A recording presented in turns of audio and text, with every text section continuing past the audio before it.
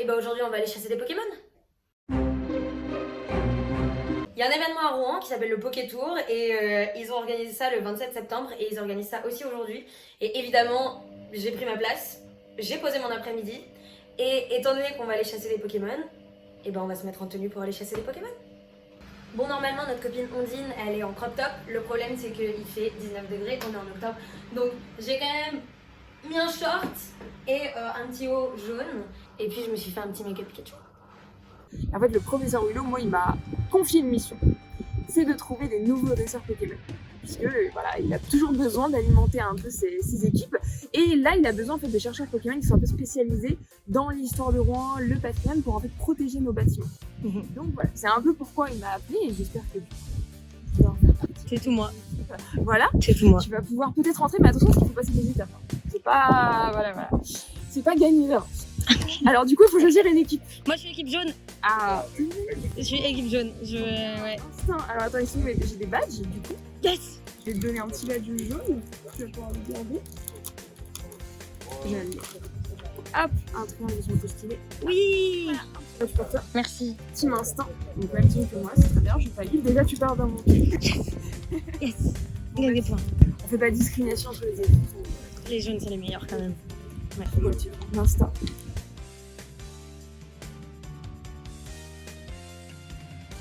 Donc du coup t'as les deux frères. Dis-moi. Alors c'était les frères d'une famille de drapiers. Voilà, donc les drapiers en plus sont riches, hein, c'est des familles importantes. Et du coup l'histoire voudrait qu'il y ait eu en fait un problème entre les parents et le grand, donc le plus vieux qu'on voit ici, qui se serait disputé en gros. Et le frère serait parti, puis on l'aurait perdu, à l'époque t'as pas de réseaux sociaux, tu peux pas les appeler, donc bon le mec a disparu, on sait pas où il est. Sauf que le temps passe, les parents sont très tristes parce qu'ils se disent mince à cause d'un petit truc en fait on se voit plus. Donc ils commencent à dire à leur fils, leur premier fils, Donc l'autre. ça serait bien que tu ailles chercher ton frère, on sait pas où il est, il faut que tu ailles le chercher. Et son père meurt en fait et vraiment avant de mourir il dit s'il te plaît va retrouver ton frère. Et sa mère est malade dans la foulée, elle risque de mourir aussi donc là il se dit bon il faut que je recompose un peu la famille, il faut que je retrouve mon frère. Donc il part en pèlerinage en quelque sorte, hein, il marche. Donc là, l'histoire veut que les deux marcheraient de leur côté, on sait pas où, pendant très très longtemps. Et à un moment donné, là la ville que tu as au milieu, c'est la ville de Jérusalem, évidemment, dans la ville c'est la ville sainte. Et tu vois, il y a deux portes, t'en as une à l'est, t'en as une au nord.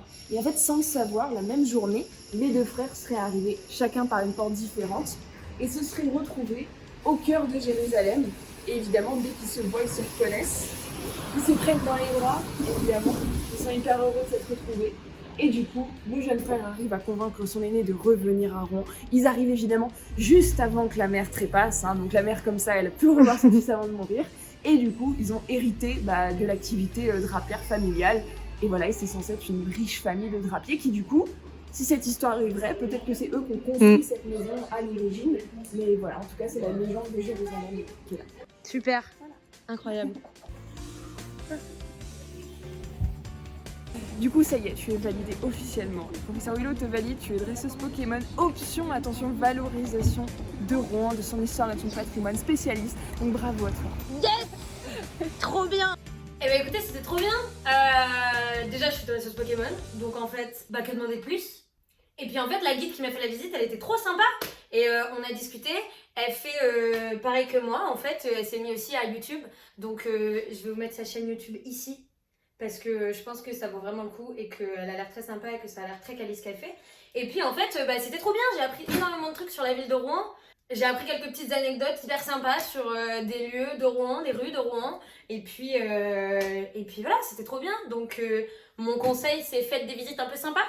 Et pour ceux qui habitent à Paris et qui ont un Naturalia pas loin de chez eux, je vous conseille d'aller acheter ça. Attendez. Voilà, je vous conseille d'aller acheter ça. Il y a 3 goûts différents. C'est un truc que j'ai découvert au Syrah de Lyon. C'est super bon. Il n'y a pas de sucre, il n'y a pas d'alcool. Le gars qui fait ça est hyper sympa. Il fait ça en plus en local.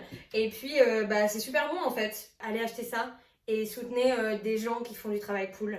Parce que c'est vraiment bien.